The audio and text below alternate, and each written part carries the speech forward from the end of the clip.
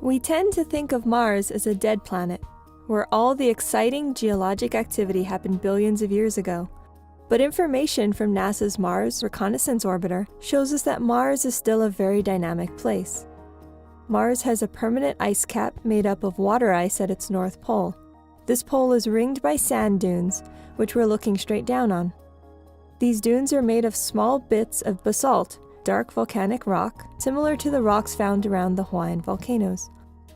In the fall and winter, the temperatures are so cold that 30% of the Martian carbon dioxide atmosphere freezes onto the ground, forming a seasonal polar cap. The ground gets covered with a bright layer of seasonal carbon dioxide ice, or dry ice, that's about 1 to 2 feet thick. When we flip between images taken at different times in the spring, we can see the dry ice cracks form under the sun's heat as the solid carbon dioxide turns into gas. The gas beneath the ice escapes, carrying dark sand and dust that move, as we can see, down the steep sides of the dune. We are now looking at different parts of the vast field of dunes.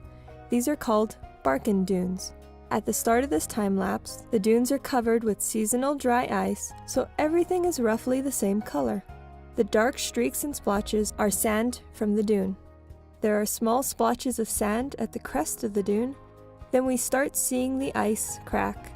Sand is pushed onto the top of the ice layer by the escaping gas, outlining the cracks. As time goes on, the cracks widen and fresh, bright frost condenses in the vicinity. Now we see sand coming from the crest of the dune and sliding down the steep dune slopes.